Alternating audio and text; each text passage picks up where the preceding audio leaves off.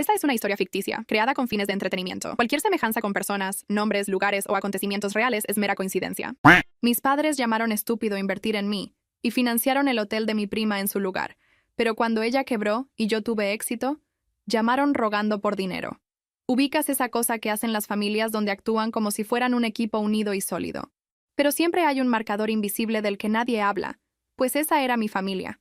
Desde fuera parecíamos estables y exitosos, el tipo de gente que los vecinos señalaban cuando querían decir, mira, ellos hicieron todo bien. Mi papá tenía una constructora con su nombre en los camiones por toda la ciudad, y mi mamá manejaba una pequeña cartera de propiedades en renta. Así que el dinero nunca fue solo dinero en esa casa. Era prueba de carácter y prueba de quién merecía respeto. Ellos creían en el trabajo real, cosas que pudieras tocar como concreto, llaves, efectivo en un cajón, mientras yo era la niña en el rincón desarmando computadoras viejas y arreglando el wifi, lo cual, a sus ojos, me hacía útil pero no exactamente impresionante. Cuando tenía 16 años, la red de la compañía de mi papá fue atacada por un problema de malware bastante feo y me quedé despierta la mayor parte de la noche siguiendo tutoriales, cambiando configuraciones y restaurando copias de seguridad hasta que todo estuvo funcionando de nuevo, y él me agradeció con el mismo tono que usaba cuando sacaba la basura. Pero una semana después, mi prima organizó una recaudación de fondos escolar vendiendo galletas en el estacionamiento, y él pasó toda una cena llamándolo emprendimiento natural, y hablando de cómo algunas personas simplemente nacen con los negocios en la sangre. Así que entendí exactamente dónde estaba parada en esa jerarquía invisible. Mientras tanto, yo me enseñaba a mí misma sobre redes, firewalls y brechas de datos porque esas cosas tenían sentido para mí de una manera que las cenas familiares nunca lo tuvieron. Para cuando terminé la universidad, tenía esta pequeña y terca idea creciendo dentro de mí de que realmente podía construir algo propio, así que estudié ciberseguridad y cumplimiento normativo, pasé años obsesionada con cómo las empresas protegen sus datos, y empecé a ver todos los huecos que tenían las pequeñas y medianas empresas. Pues tenían pavor de las grandes multas, pavor de ser hackeadas y no tenían ni idea de cómo prevenirlo. Sabía que había un mercado para alguien que pudiera entrar, explicar las cosas en lenguaje normal y arreglar el desastre antes de que se convirtiera en una catástrofe, porque no quería trabajar por siempre para gente que trataba mi trabajo como un truco de magia místico. Quería mis propios clientes, mi propio equipo y mis propias decisiones. Así que hice lo que mis padres siempre me dijeron que debíamos hacer. Hice un plan. Uno real. Armé toda esta presentación con investigación de mercado, ingresos proyectados, ejemplos de negocios que habían pagado multas ridículas porque no tomaban en serio el cumplimiento, y construí un esquema paso a paso para una empresa de consultoría que se especializaría en seguridad de datos y requisitos regulatorios para negocios normales, no solo para corporaciones gigantes. Incluso incluí un calendario de pagos, porque sabía que si no lo hacía, me acusarían de ser irresponsable. Así que les estaba pidiendo un préstamo con intereses, no un regalo, no una limosna, un préstamo. Programamos una junta familiar en la casa, y entré nerviosa pero con esperanza. Llegué temprano, usando un saco que se sentía un poco rígido en mis hombros, con mi laptop y copias impresas de mis diapositivas, porque al parecer todavía creía que si estaba lo suficientemente preparada, finalmente me verían como una adulta. Mi mamá tenía su cara de plática seria, la que usaba cada vez que salían facturas o problemas con inquilinos, y mi papá estaba reclinado en su silla como si estuviera a punto de ver una actuación, y el nombre de mi prima salió en la conversación antes de que yo hubiera abierto mi laptop, con mi papá diciendo algo sobre tomar inspiración de cómo ella manejaba sus planes de negocios, lo cual debió haber sido mi primera señal de que esto no terminaría bien. Les expliqué todo. Les expliqué la demanda, el riesgo para las empresas que no cumplían con las regulaciones, la forma en que las multas podían cerrar operaciones enteras de la noche a la mañana, y hablé sobre cómo podía empezar pequeño, enfocarme en compañías locales, expandirme a medida que construyera una reputación y eventualmente ofrecer capacitación y monitoreo continuo por una tarifa mensual. Mencioné a los amigos que quería traer como socios, ambos de mi campo, ambos personas serias y trabajadoras que estaban dispuestas a invertir sus propios ahorros, y les mostré todo, la estructura del préstamo, el plan de pagos, los intereses que pagaría a lo largo de los años, e incluso incluí un escenario conservador y uno optimista. Cuando terminé, hubo este momento de silencio donde realmente creí que estaban impresionados. Mi mamá estaba hojeando las páginas con ese ceño fruncido que pone cuando se está concentrando, y mi papá estaba tamborileando los dedos sobre la mesa. Luego se inclinó hacia adelante y dijo que es una buena idea. Pero este no es un negocio real, Ana. Así tal cual. No un negocio real. Empezó a explicar cómo la consultoría es inestable, y cómo todo se basa en la reputación, y cómo si un par de clientes deciden irse, todo colapsa. Dijo que hay demasiado riesgo en algo intangible, y que sería irresponsable de su parte atar dinero en algo que no entendían. Y mi mamá agregó que no veía ningún activo que pudieran embargar si algo salía mal. Esa fue la palabra que usó. Embargar, como si ya estuviera incumpliendo con algo que ni siquiera existía todavía. Dijeron que debería obtener más experiencia, ahorrar más dinero, y tal vez en unos años podría intentar algo más pequeño, como un servicio de soporte o tutoría. Dijeron que era inteligente, pero que no creían que estuviera lista para dirigir una empresa, y que era mejor tener un trabajo estable que perseguir una idea que había armado en mi laptop. Todo el tiempo que estuvieron hablando, podía sentir cómo se me cerraba la garganta. Porque esto no se trataba solo del dinero. Se trataba de cada cena, cada comentario, cada vez que dejaron claro que yo no era en la que creían. Así que les agradecí por escuchar. Traté de mantener mi voz firme. Recogí mis copias impresas y regresé a mi pequeño departamento sintiendo que me acababan de decir, de una manera muy educada, que mis sueños eran lindos pero no para la vida real. Aproximadamente un mes después, tuvimos este gran fin de semana de boda familiar para una de mis primas, la que siempre decían que había nacido para ser empresaria, pues si mis padres tenían una favorita fuera de sus propios hijos, era ella. La boda fue exagerada de la manera en que solo mi familia puede lograrlo cuando quieren presumir. Había flores por todas partes. Una banda, una cena de ensayo elegante y un brunch completo a la mañana siguiente. Y yo pasé la mayor parte del tiempo haciendo plática educada con parientes que solo me recordaban como la de las computadoras. Nadie preguntó por mi presentación, nadie preguntó si había avanzado con algo. Fue como si esa reunión nunca hubiera sucedido. El verdadero golpe en el estómago llegó en la recepción, durante uno de esos momentos incómodos cuando el micrófono pasa de mano en mano y la gente empieza a dar discursos que no estaban en el programa. Mi prima tomó el micrófono, agradeció a todos por venir, hizo una broma sobre lo estresante que es planear una boda, y luego se volvió hacia mis padres con esta gran sonrisa, y dijo que quería darles un agradecimiento especial por creer en su proyecto y apoyar el hotel desde el día 1. Dijo que no habría podido lanzarlo sin su ayuda financiera y que trabajaría todos los días para honrar esa confianza. Juro que sentí que el cuarto se inclinaba por un segundo. Yo estaba parada cerca de la mesa del buffet, sosteniendo un plato pequeño de ensalada que ni siquiera quería y simplemente me congelé. Mis padres estaban sonriendo y riendo y saludando como si esto fuera la cosa más natural del mundo, y vi a mi papá levantar su copa mientras mi prima seguía hablando sobre el hotel que estaban abriendo cerca de una zona turística popular y cómo iba a ser este lugar moderno y acogedor que se sentía como hogar. La gente aplaudió. Mi mamá se secó la esquina de los ojos como si estuviera emocionada, y yo simplemente me quedé ahí parada pensando que tenían dinero para eso.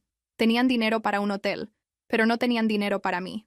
Salí al patio fingiendo que necesitaba un poco de aire, lo cual era técnicamente cierto porque sentía que no podía respirar.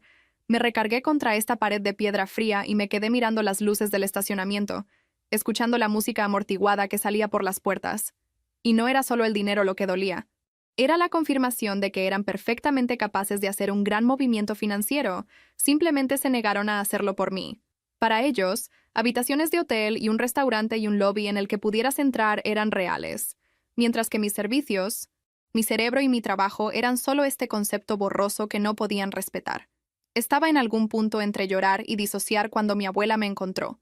Ella es una de esas personas que pueden leer un cuarto desde el otro lado, y al parecer había leído mi cara desde el otro lado de la pista de baile. Se sentó a mi lado en esta banca incómoda y dijo, muy suavemente, si le iba a decir qué estaba haciendo escondida ahí afuera. Traté de restarle importancia, dije que solo estaba cansada, pero ella me conoce. Así que después de unos 30 segundos preguntó si era por el hotel y eso fue todo. La presa se rompió. Le conté todo. Le conté sobre la presentación, sobre la solicitud del préstamo, sobre cuán cuidadosamente lo había planeado, sobre la forma en que mi papá lo había convertido en un sermón sobre negocios reales. Le dije cuánto dolía escuchar a mi prima agradecerles por un préstamo como si fuera nada, y admití que no eran celos del éxito de mi prima. Era el patrón. Era el hecho de que nunca me vieron de la forma en que la veían a ella.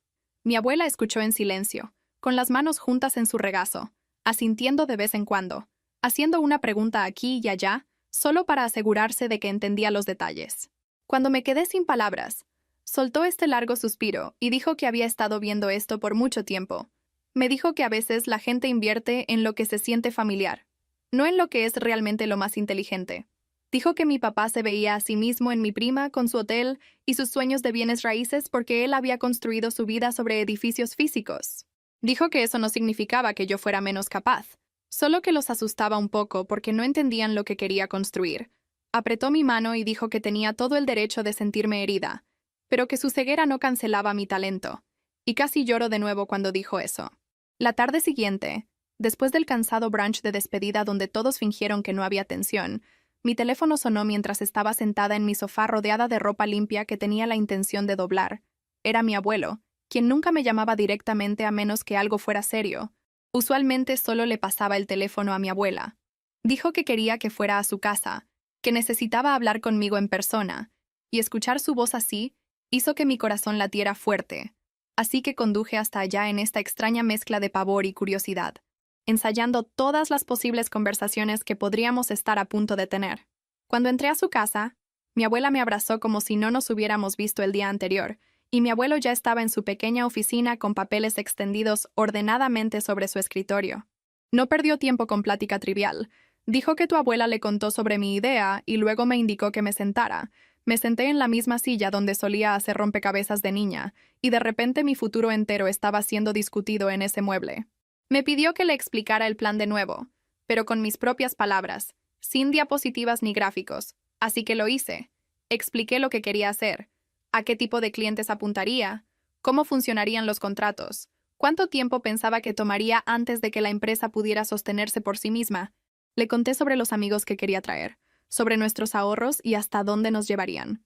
Él escuchó atentamente, asintiendo, haciendo preguntas inteligentes, no sobre si esto era real, sino sobre cómo manejaría riesgos específicos, y se sintió como la primera vez en mucho tiempo que una persona mayor en mi familia me hablaba como si yo supiera lo que estaba haciendo.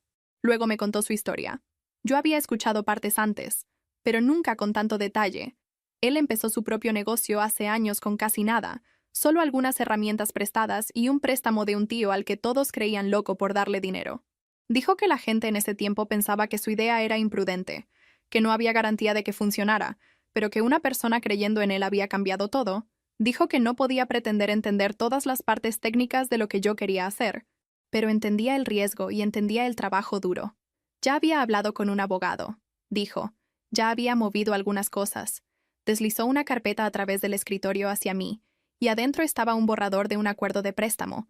No era suficiente para cubrir todo lo que había soñado, pero era suficiente para hacernos empezar en una oficina pequeña con equipo básico. El préstamo tenía intereses, una tasa real, términos de pago, todo escrito.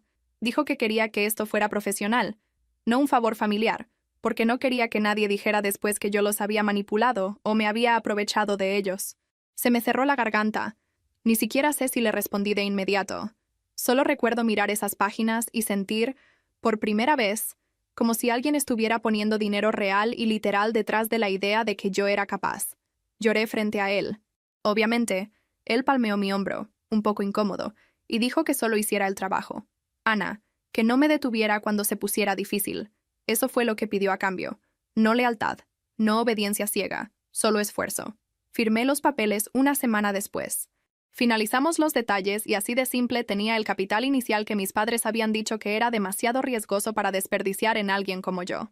Llamé a mis 2 amigos de la universidad, con los que había estado soñando despierta sobre empezar algo juntos, y les dije que estaba sucediendo. Nos sentamos en mi pequeña sala rodeados de envases de comida para llevar y redactamos nuestro propio acuerdo de sociedad en una laptop, discutiendo sobre títulos de trabajo y responsabilidades como niños jugando a la empresa, aunque era muy real. Encontramos una oficina pequeña y algo deprimente arriba de un salón de uñas en una plaza comercial de edificios viejos que olía a químicos y alfombra vieja, pero era barato y el dueño no hacía muchas preguntas. Dividimos las responsabilidades de la manera en que lo hacíamos en los proyectos escolares, solo que con apuestas más altas. Un amigo se inclinó hacia las ventas y las relaciones con clientes, otra se enfocó totalmente en las auditorías técnicas y documentación, y yo traté de pegar todo junto. Manejé finanzas, propuestas, cronogramas de proyectos y cualquier cosa que no encajara perfectamente en el trabajo de alguien más. Compramos escritorios de segunda mano, usamos nuestras propias laptops y decoramos el lugar con plantas que esperábamos no murieran en 2 semanas. Le dimos a la compañía un nombre neutral y serio que no incluyera ninguno de los nuestros porque queríamos que los clientes nos tomaran en serio. Esos primeros años fueron brutales. No voy a fingir que éramos algún cuento de hadas emprendedor. Trabajamos horas ridículas, viviendo a base de café y cualquier comida que pudiéramos recalentar en un microondas que probablemente debería haber sido retirado hace una década. Tenía reuniones con clientes potenciales durante el día, y luego me quedaba despierta hasta tarde escribiendo políticas y procedimientos y propuestas. Dimos talleres gratuitos en grupos de negocios locales, tratando de explicar por qué el cumplimiento no era opcional. ¿Por qué nos necesitaban antes de que algo saliera mal, no después? Y mucha gente asentía cortésmente y luego nos ignoraba. Nuestra primera oportunidad real llegó cuando una empresa financiera de tamaño mediano en la ciudad tuvo un incidente que no pudieron esconder debajo de la alfombra. Nada que saliera en las noticias, pero lo suficientemente malo como para que escucharan fuerte y claro de los reguladores que necesitaban limpiar su desastre. Alguien que conocía a alguien que había asistido a uno de nuestros talleres gratuitos pasó nuestro nombre. Y de repente yo estaba sentada en una sala de conferencias con un montón de ejecutivos nerviosos preguntándome si podía ayudarlos a evitar ser destruidos. Nos volcamos por completo en ese proyecto, revisamos sus sistemas, documentamos sus huecos, reescribimos sus políticas, capacitamos a su personal, y nos quedamos en sus oficinas hasta tarde en la noche, a veces terminando sesiones en habitaciones que el personal de limpieza ya estaba tratando de aspirar.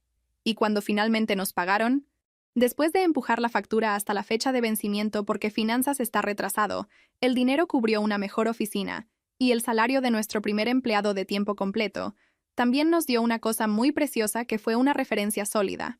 Mientras todo esto sucedía, mis padres estaban pasando por su propia versión de tiempos difíciles, excepto que cuando hablaban de ello, siempre eran las víctimas del mercado, nunca los autores de sus malas decisiones, pues el hotel que habían ayudado a financiar a mi prima no fue exactamente el éxito instantáneo que habían imaginado.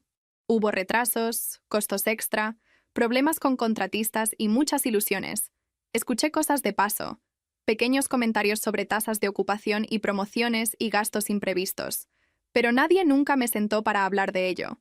Solo miré desde la distancia mientras mi negocio crecía lentamente y el de ellos luchaba.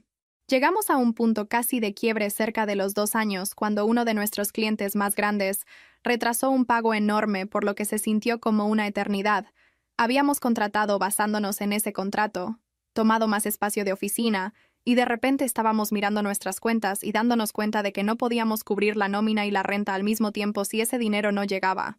Pasé noches mirando hojas de cálculo, tratando de no vomitar del estrés, y una tarde, en medio de ese caos, una de mis socias me gritó, diciendo que yo había prometido de más y los había arrastrado a algo que iba a colapsar. Tuvimos esta discusión larga y fea en la oficina, voces alzadas, puerta cerrada, ambas diciendo cosas de las que nos arrepentimos en minutos. Ella dijo que estaba pensando en vender su parte y cortar sus pérdidas.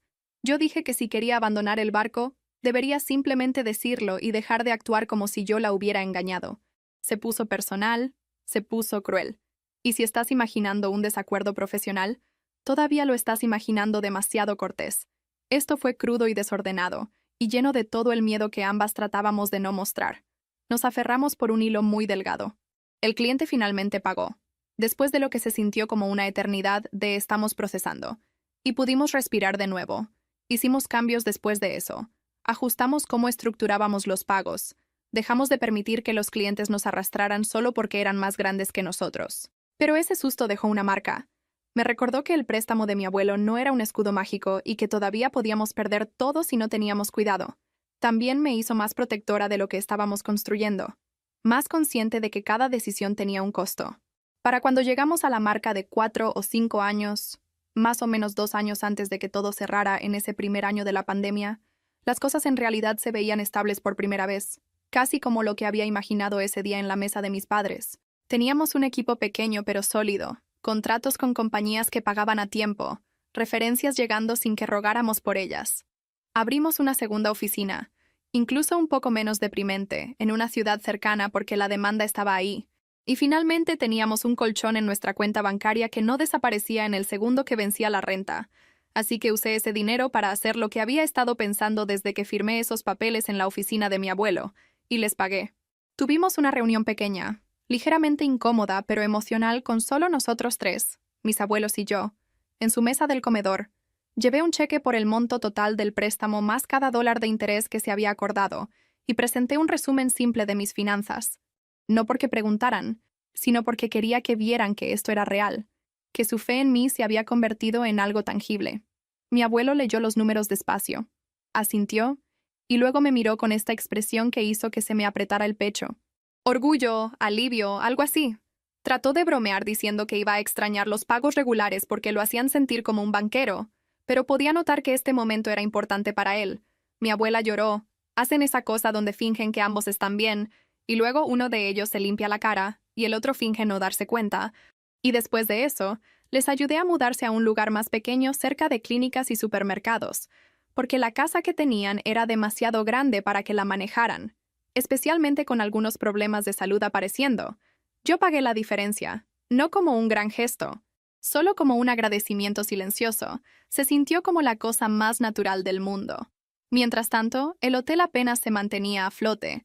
Luego golpeó la pandemia, la que cerró todo por meses e hizo que la gente cancelara viajes, eventos, cualquier cosa que implicara estar en el mismo edificio con extraños. Y el hotel de mi prima dependía de turistas y viajes de negocios.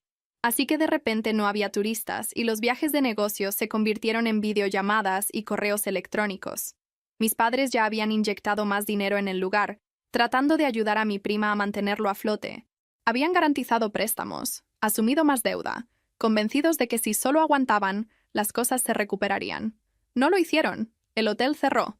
Oficialmente era temporal, pero todos sabíamos lo que eso significaba. Mi mamá me llamó no mucho después de que esa noticia comenzara a correr, y pude escucharlo en su voz antes de que siquiera dijera las palabras. Empezó hablando sobre lo difícil que eran los tiempos, cómo nadie podría haber predicho nada de esto, cómo era injusto. Luego dijo que estaban un poco cortos para algunos pagos bancarios y preguntó si podía ayudar con un préstamo solo por unos meses. Hice preguntas, cuánto necesitaban, cuál era el plan, qué estaban dispuestos a ofrecer como garantía. Pensarías que la había insultado. Se ofendió de que estuviera tratándolo como una conversación de negocios y me recordó que eran mis padres. Mi papá tomó el teléfono y se fue directo a la culpa. Dijo que después de todo lo que hemos hecho por ti, lo menos que puedes hacer es ayudarnos a pasar por esto. Dijo que mi negocio ni siquiera existiría sin el ejemplo que ellos dieron. Dijo que las familias se apoyan mutuamente. Le dije que no, no al instante. No fríamente, pero claramente.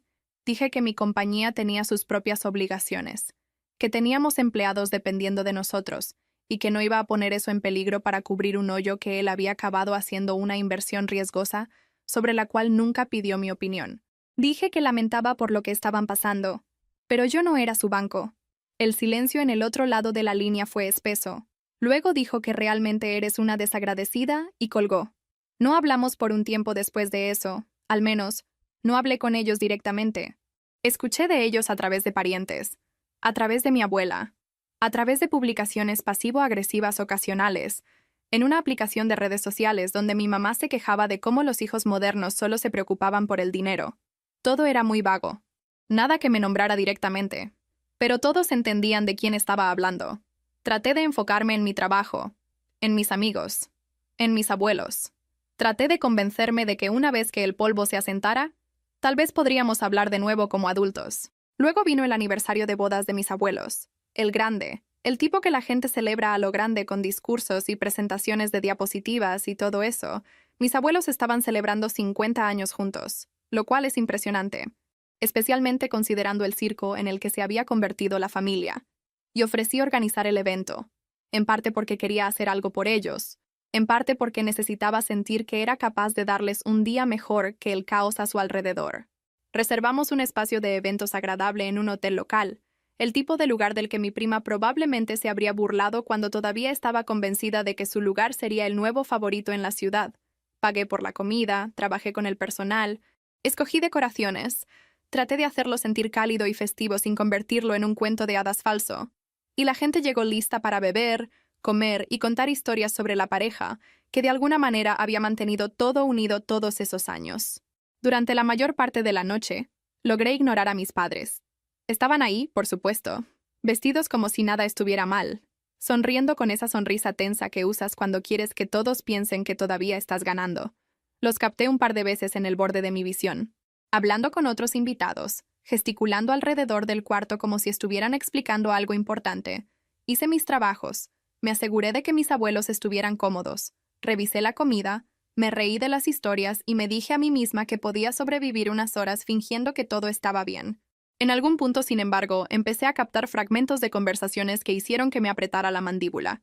Mis padres le estaban contando a la gente sobre mi negocio, no de una manera orgullosa pero veraz, sino en esta versión reescrita de la historia donde ellos habían sido mis mentores. Mis luces guía, mis inversores en espíritu, si no en efectivo. Escuché a mi papá decirle a una pareja que él me había animado a dar el salto a la consultoría porque vio que yo tenía cabeza para los negocios. Escuché a mi mamá decir que habíamos tenido largas pláticas sobre riesgo y responsabilidad cuando estaba empezando. Y en un punto, mi papá incluso insinuó que habían ayudado con los costos iniciales. Esa casi hizo que me diera un tic en el ojo. Me acerqué más, fingiendo que necesitaba agarrar algo de una mesa cercana, solo para poder confirmar que no estaba alucinando. Pero no. Realmente estaban reclamando mi historia como parte de su legado, como si el préstamo que le dieron a mi prima hubiera aplicado emocionalmente a mí también. Era una cosa negarse a apoyarme cuando lo necesitaba, y luego pedirme que los rescatara más tarde. Era otra pararse en un cuarto lleno de gente y fingir que habían sido la razón de mi éxito. Había escrito un discurso pequeño y seguro para la celebración. Tenía un par de bromas, algunos recuerdos dulces y un brindis simple a mis abuelos. Nada controversial, nada afilado. Pero parada ahí, escuchando a mi papá presumir sobre sus consejos de negocios, sentí que algo dentro de mí se rompía. Mantuve mi cara neutral. Ayudé a mi abuela a su asiento cerca del centro del cuarto.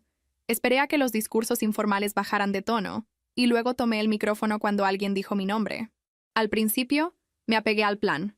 Hablé sobre cómo se conocieron mis abuelos, cómo se apoyaron en tiempos difíciles, cómo su casa siempre se había sentido como un lugar seguro. La gente se rió de algunas historias ligeras. Aplaudió ante la mención de 50 años juntos. Luego cambié. Dije que mis abuelos me habían enseñado algo importante sobre lo que significa realmente creer en alguien, no solo con palabras, sino con apoyo real cuando cuenta.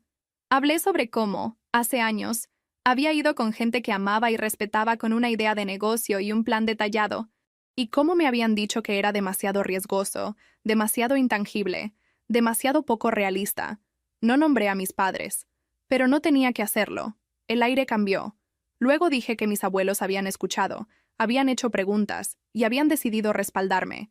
No porque entendieran completamente lo que estaba haciendo, sino porque sabían quién era yo. Dije que sin su préstamo, su confianza y su insistencia en tratarme como una adulta capaz, mi compañía no existiría. Les agradecí por poner su dinero donde estaba su creencia, por firmar documentos reales, por arriesgarse conmigo cuando la opción más segura habría sido mantener sus ahorros intactos. Dije que ellos eran la razón por la que pude pagarles con intereses y todavía tener un negocio que me permitía ayudarlos ahora. Terminé el discurso con un brindis específicamente para ellos, llamándolos las únicas personas en mi familia que realmente me respaldaron cuando importaba. Y el cuarto estaba en silencio de esa manera donde todos entienden lo que se está diciendo con todas las palabras que no se dicen realmente. Mis padres estaban quietos como piedras. Mi prima parecía que quería hundirse a través del piso. Los ojos de mi abuela estaban húmedos de nuevo, pero esta vez su expresión era complicada, una mezcla de orgullo e incomodidad. Me bajé, devolví el micrófono y traté de actuar como si mi corazón no estuviera golpeando en mis oídos. Sabía que acababa de encender un cerillo. No estaba segura de qué tan grande se iba a poner el fuego. No tomó mucho tiempo averiguarlo. Tal vez 15 minutos después, estaba cerca de la mesa de postres, revisando el pastel, cuando mi papá caminó hacia mí con el tipo de sonrisa que podría cortar vidrio. Se inclinó y dijo entre dientes que si eso era realmente necesario, le pregunté qué quería decir, aunque ambos sabíamos. Dijo que lo había humillado a él y a mi mamá frente a todos, que los había hecho ver como gente egoísta que nunca había hecho nada por mí. Le dije que simplemente había dicho la verdad. Dije que no mencioné sus nombres, no mentí. Solo declaré quién me había dado realmente ese préstamo. Dijo que era una desagradecida, que me habían dado una infancia estable, buenas escuelas, que habían puesto los cimientos para todo lo que tenía. Mi mamá apareció a su lado como si hubiera estado esperando su señal. Dijo que había ventilado asuntos familiares en público y que era asqueroso. Fuimos de un lado a otro así, las voces subiendo de volumen aunque traté de mantener la mía medida. Luego él sacó el tema del hotel, el dinero que habían perdido por el bien de la familia, y cómo todo lo que había pedido era un poco de ayuda. Algo en mí se rompió de nuevo, dije, con mi voz finalmente alzándose. ¿Que ellos fueron los que eligieron hundir dinero en un hotel sobre el que nunca fui consultada? ¿Que se habían negado a mover un dedo cuando fui con ellos con un plan? ¿Y que la única vez que habían venido rogando fue cuando sus propias decisiones explotaron? Dije que había terminado de ser el plan de respaldo que solo recordaban cuando necesitaban un cheque. Dije que mis abuelos habían estado ahí cuando importaba y ellos eran los que merecían el crédito. No fue mi mejor momento. Estaba temblando, con el pecho apretado, consciente de que todo el cuarto se había quedado callado. La gente estaba mirando. Mi prima estaba mirando sus zapatos. Mi abuela parecía que quería desaparecer, pero las palabras ya estaban afuera y no podía retirarlas. El resto de la noche se volvió borroso. Algunas personas trataron de fingir que nada había pasado. Otros susurraban en los rincones. Ayudé a limpiar. Abracé a mis abuelos. Y luego me fui a casa y tuve el tipo de llanto feo que te deja con dolor de cabeza por horas. Sabía que los había lastimado también, incluso si había querido defenderlos. A la mañana siguiente, mi abuela me mandó un mensaje. Dijo que entendía por qué estaba enojada, que no estaba equivocada sobre cómo habían pasado las cosas, pero que ver a la familia pelear así en su aniversario le había roto un poco el corazón. Me pidió que pensara si mi enojo valía la pena para destrozar todo. Sí lo pensé. Lo pensé a través de noches sin dormir y días largos en la oficina, repitiendo cada conversación que habíamos tenido. Pensé en ser una niña que siempre se sintió de segunda categoría, en ser una adulta que finalmente construyó algo solo para ver a sus padres tratar de reescribir la historia. También pensé en mis abuelos, en cómo no deberían tener que ser árbitros de adultos en sus 70 y 30 años. Me sentí culpable y furiosa al mismo tiempo. De lo que no me daba cuenta completamente todavía era que mis padres no habían terminado, apenas estaban empezando con su propia versión de control de daños. Empecé a escuchar de parientes que de repente tenían opiniones muy fuertes sobre mi comportamiento, opiniones que sonaban sospechosamente como si estuvieran leyendo del mismo guión. Un tío me llamó para decir que necesitaba disculparme, no solo con mis padres, sino con toda la familia, porque le había faltado el respeto a la gente que me había criado. Una tía mandó un mensaje largo sobre cómo había manipulado a los abuelos emocionalmente para invertir en mi negocio, insinuando que me había aprovechado de su amor. Al principio, traté de corregir el registro, expliqué lo que realmente había pasado, que el préstamo había sido formal, que había documentos, que mis abuelos habían tomado su propia decisión. Alguna gente escuchó, la mayoría no. Es más fácil, al parecer, creer que la niña callada de las computadoras se convirtió en una tiburona de negocios de corazón frío, que aceptar que los padres dorados podrían haberla regado. Pero el verdadero desastre empezó cuando las mentiras se movieron del chat familiar a mi vida profesional. Uno de nuestros clientes de largo plazo solicitó una reunión para discutir algunas preocupaciones. Fui con mi mejor cara de las cosas están totalmente bien, esperando tal vez alguna retroalimentación sobre nuestro último proyecto o una pregunta sobre precios. En cambio, empezaron a hacer estas preguntas raras y cuidadosamente fraseadas sobre si había habido algún problema de integridad dentro del liderazgo de la compañía. Mencionaron escuchar cosas sobre conflictos familiares, sobre mí presionando a parientes ancianos por inversiones, sobre dinámicas complicadas que podrían reflejarse en nuestra toma de decisiones. Y en medio de esa conversación, él sacó su teléfono y me mostró un mensaje reenviado con el nombre de mi papá arriba y un muro de advertencias vagas sobre confiarme cualquier cosa sensible. Supe inmediatamente de dónde venía. El cliente había sido presentado originalmente a nosotros por alguien que conocía a mi papá. No se necesitaba un genio para conectar los puntos. Hice mi mejor esfuerzo para cerrarlo, explicando la historia real, ofreciendo mostrar copias redactadas de acuerdos. Pero solo hay cierto límite de lo que puedes hacer cuando el veneno ya ha sido vertido en el oído de alguien.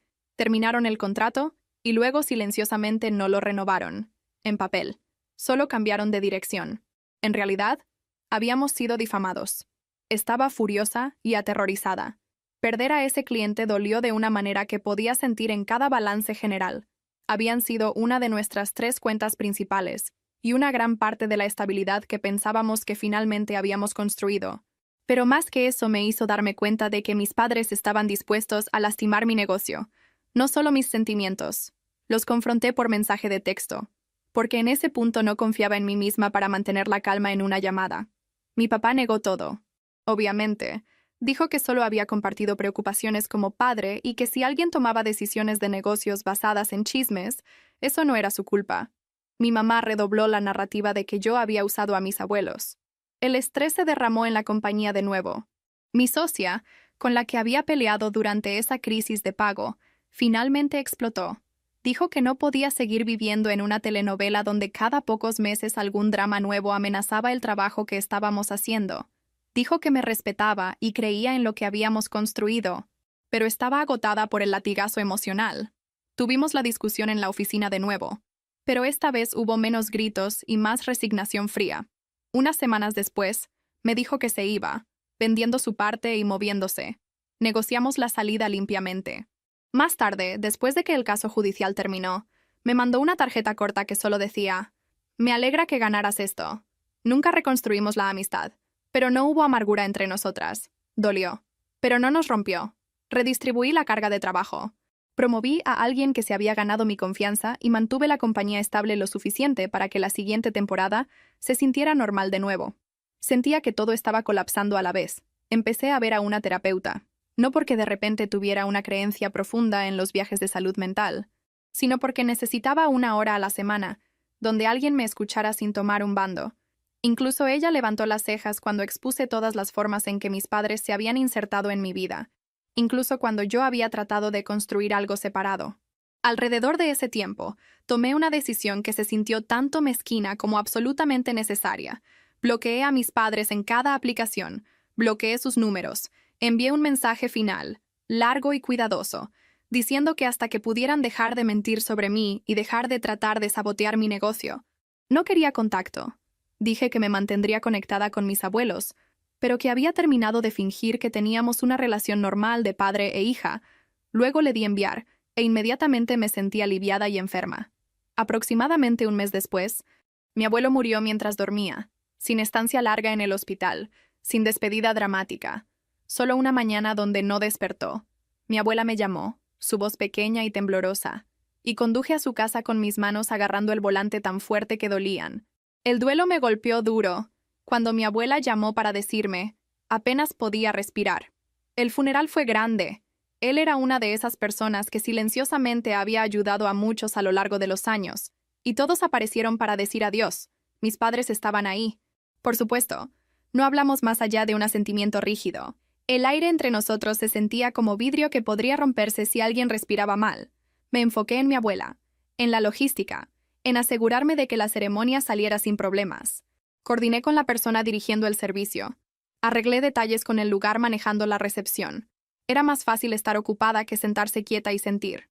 Después del funeral, vino todo el proceso horrible de lidiar con el papeleo y testamentos y activos. Sabía que mi abuelo había dejado algunas cosas en orden, pero no tenía idea de qué exactamente, hasta que nos sentamos en esta oficina con estantes llenos de carpetas aburridas y fotos de paisajes genéricos en las paredes. El abogado pasó por la lista con calma, explicando qué iba a dónde. Había algunos ahorros, algunas inversiones pequeñas, la casa de la que mis abuelos se habían mudado, y otra propiedad que hizo que se me cerrara la garganta cuando la mencionó, la vieja casa del lago. Mi abuelo había heredado ese lugar mucho antes de casarse con mi abuela y el título se había quedado a su nombre todo el tiempo. Así que era una de las pocas propiedades que realmente se movían a través de su testamento, en lugar de pasar automáticamente a ella. El abogado lo explicó cuidadosamente. Mis abuelos habían estructurado sus activos hace años. La casa del lago no era tratada como propiedad matrimonial, compartida como sus otras casas. Podía pasarse a través de su testamento. No se trataba de dejar fuera a mi abuela. Era parte de un plan de activos que habían acordado con su abogado años antes. Esa casa era el telón de fondo de la mitad de mis recuerdos de la infancia. Veranos pasados cayendo del muelle. Inviernos mirando el agua congelada. Fines de semana familiares donde los adultos bebían y asaban carne mientras nosotros corríamos medio salvajes. No había estado ahí en años, pero la idea de que fuera vendida a extraños hizo que se me revolviera el estómago. Cuando el abogado dijo que estaba siendo dejada a mí y a uno de mis primos, sentí una mezcla aguda y complicada de duelo y gratitud. También sentí a mi papá tensarse visiblemente a mi lado. Él siempre había hablado de esa casa como su futuro proyecto de retiro. Tenía planes para renovaciones, para rentarla, para convertirla en algún escape rentable. Escuchar que iba para mí, y un primo en lugar de para él, fue como ver a alguien recibir una cachetada sin que nadie se moviera realmente. Su mandíbula se apretó. No dijo nada, simplemente se paró y salió del cuarto antes de que la reunión siquiera terminara. Yo me quedé. Escuché mientras el abogado explicaba las condiciones, las responsabilidades compartidas, las opciones. Mi abuela apretó mi mano. Dijo en voz baja después que mi abuelo había querido que yo tuviera algo que no te pudieran quitar con un rumor. Dijo que él había elegido esa propiedad a propósito. Le agradecí, pero por dentro me estaba preparando, porque sabía que mi papá no iba a dejar pasar esto. Las siguientes semanas fueron un borrón de duelo y logística. Pasé noches en el nuevo departamento de mi abuela, asegurándome de que comiera, contestando llamadas, ayudándola a revisar ropa y papeles viejos. Mis padres rondaban en los bordes, corteses pero glaciales. Una tarde, en su cocina, mi papá me acorraló.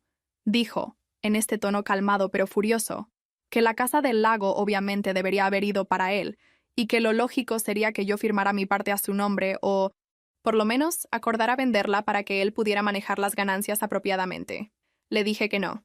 Le dije que no la iba a vender, no iba a firmar nada, no la iba a entregar para que él la revendiera o hipotecara, o hiciera cualquier plan brillante que tuviera en mente esta vez. Le dije que me había sido dada y tenía la intención de quedármela, incluso si terminaba usándola solo como un lugar tranquilo para sentarme junto al agua y respirar. Su cara se puso roja, me acusó de poner a mis abuelos en su contra, de hacerme la víctima hasta que sintieron que tenían que compensarme. Dijo que estaba destruyendo a la familia. Unos meses después del funeral, recibí una llamada del abogado de nuevo. Mi papá estaba impugnando el testamento. Estaba alegando que mi abuelo había sido influenciado o manipulado, que no había estado en su sano juicio cuando tomó algunas decisiones. Ver esas palabras por escrito, sobre un hombre que había sido agudo e intencional hasta el puro final, me hizo sentir físicamente enferma. La idea de que yo estaba siendo pintada como alguna nieta intrigante que había torcido la mente de su abuelo para conseguir una casa era casi graciosa de lo lejos que estaba de la realidad. Casi. Al mismo tiempo, mis padres escalaron la campaña de difamación. Empecé a escuchar sobre publicaciones en grupos comunitarios, no nombrándome directamente, pero describiendo a una cierta dueña de negocio en el mundo de la seguridad de datos que usó dinero familiar obtenido por medios cuestionables. Vi capturas de pantalla de mensajes que mi papá había enviado a gente en el círculo de negocios de nuestra ciudad, advirtiéndoles que tuvieran cuidado haciendo negocios conmigo, porque yo era emocionalmente inestable y vengativa.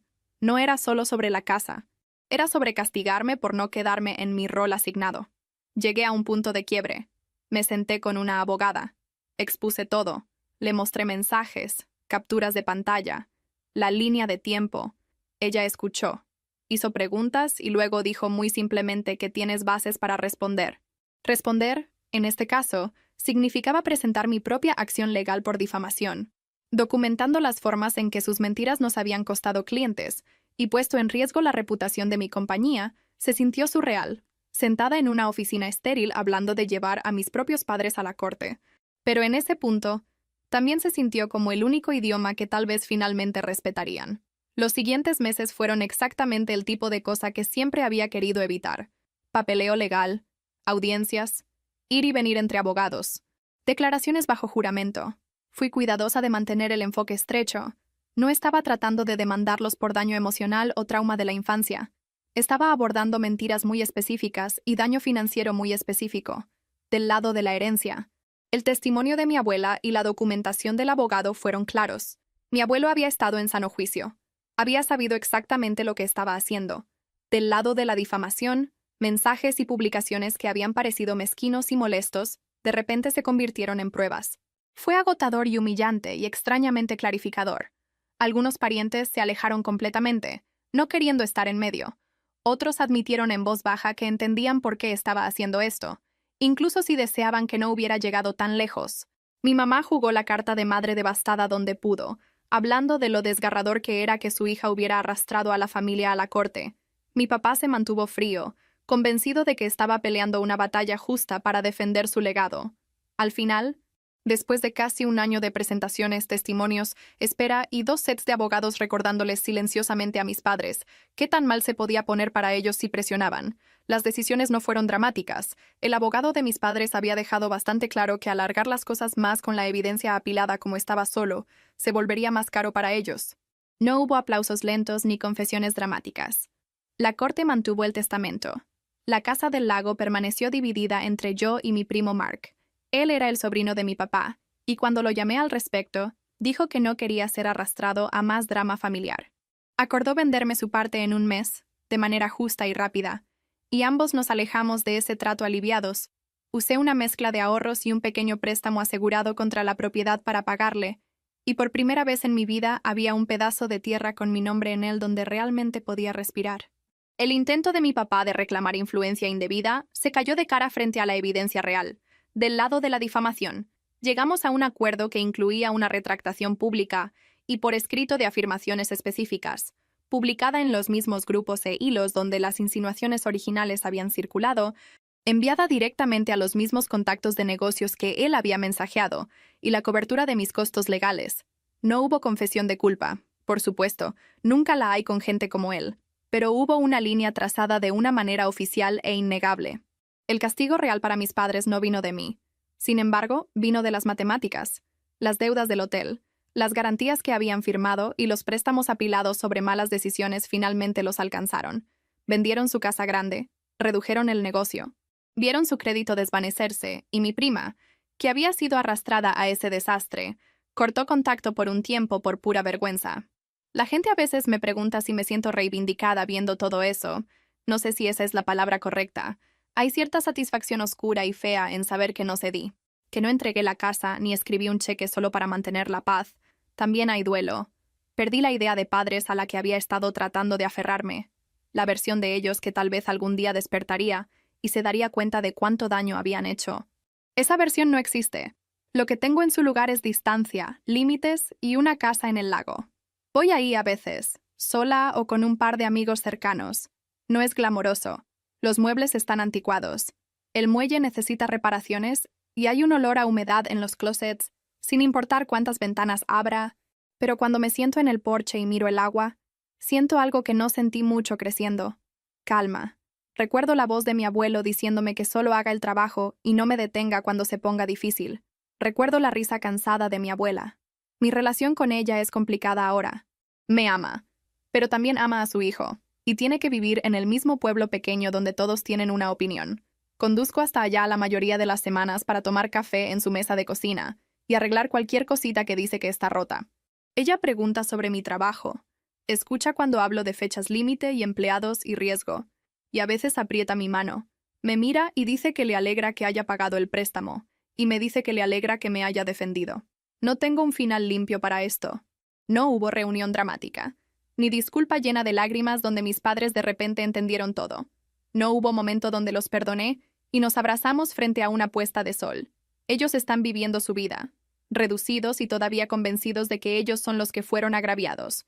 Yo estoy viviendo la mía, dirigiendo una compañía que sobrevivió tanto a la crisis de salud como a la guerra familiar, con cicatrices que trato de usar en lugar de fingir que no están ahí. Si hay algo cercano a la paz en todo esto, es el simple hecho de que dejé de rogar que me creyeran. Dejé de presentar mi caso como una adolescente con diapositivas. Dejé de esperar a que me vieran como algo más que la niña rara con las computadoras.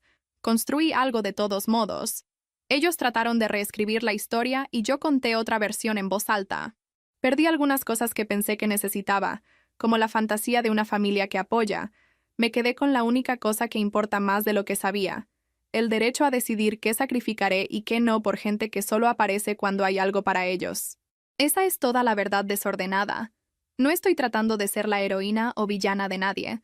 Simplemente dejé de interpretar el papel que escribieron para mí. Luego estaba la gente que evitaba el tema completamente. Me invitaban a salir. Hablaban de trabajo, citas, malos jefes, lo que fuera.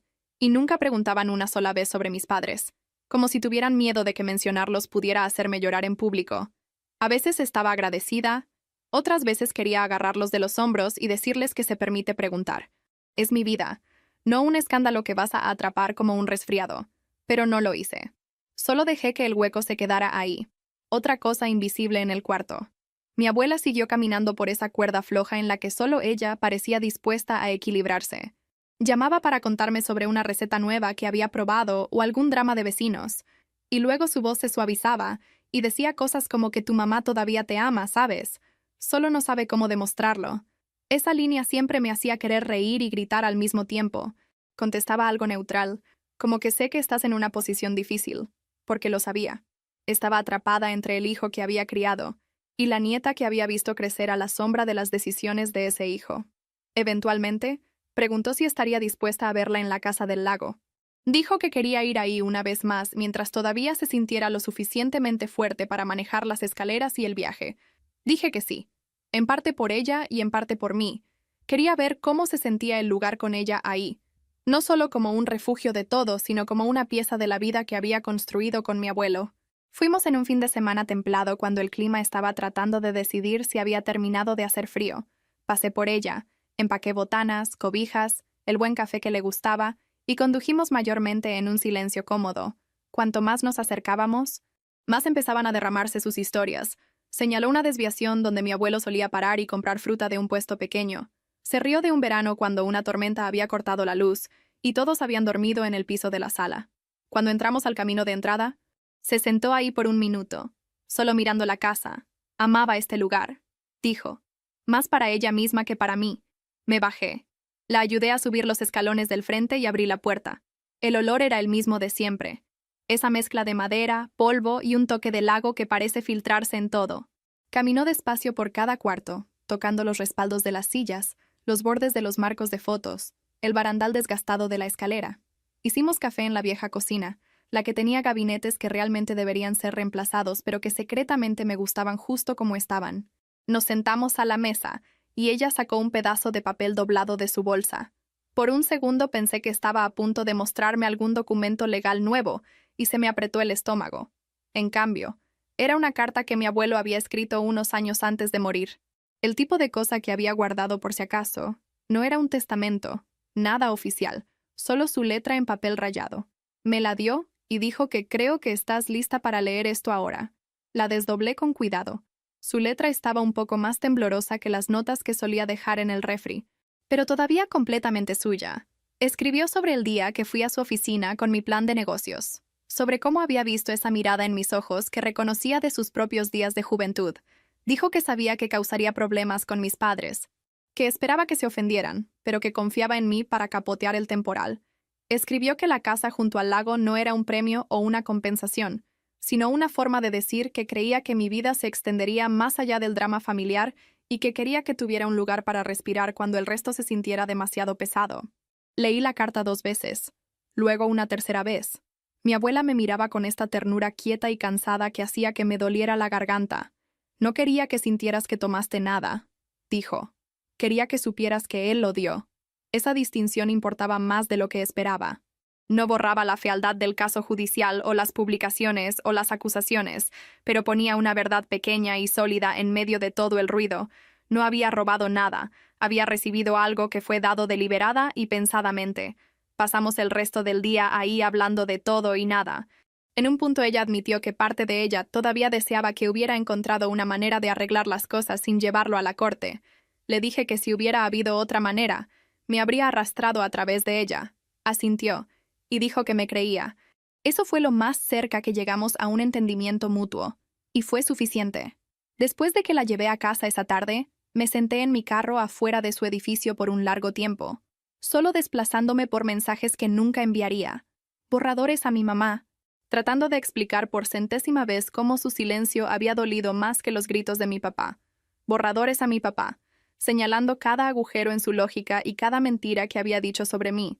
Borradores a primos que habían escogido bandos basándose en cualquier versión que escucharon primero. Los borré todos, había dicho todo lo que necesitaba decirse, al menos en los espacios donde importaba. La vida siguió moviéndose, porque siempre lo hace, incluso cuando sientes que debería pausarse y poner un reflector en tu desastre personal. La compañía creció de nuevo, lenta pero constantemente. Contratamos gente que no tenía idea de quién era mi familia, que me juzgaba basada en mis decisiones en el trabajo en lugar de la fábrica de chismes. Empecé a ser mentora de mujeres más jóvenes que estaban tratando de levantar su propio trabajo de consultoría. Y cada vez que hablaba con ellas, escuchaba cuán seguido las familias confundían protegerte con retenerte para que nos sintamos seguros. Nunca usé mi historia como un discurso motivacional, pero vivía bajo la superficie de cada consejo que daba. De vez en cuando, mis padres intentaban nuevos ángulos, un mensaje corto enviado desde un número desconocido, claramente palabras de mi mamá, preguntando si finalmente había terminado de castigarlos, un conocido mutuo sacando el tema de que el tiempo cura todo y sugiriendo que tal vez debería ser la persona más grande y contactarlos. Un pariente fue tan lejos como para decir que sabes que no se están haciendo más jóvenes, como si la edad automáticamente lavara la responsabilidad. Escuché, asentí y mantuve mi línea. No había pasado por la corte, terapia, riesgo financiero y humillación pública solo para deslizarme de regreso al rol de la hija obediente que hace todo más fácil para todos, excepto para ella misma. Me sentaba en ese porche y dejaba que el agua hiciera lo que mi familia nunca pudo, que era quedarse callada. Mis padres nunca se disculparon, pero tampoco pueden narrar mi vida más. Recuerdo algo que mi abuelo me dijo en esa pequeña oficina, cuando esto era solo un plan en papel. Haz el trabajo y no te detengas cuando se ponga difícil. Y esa es la historia que estoy eligiendo vivir.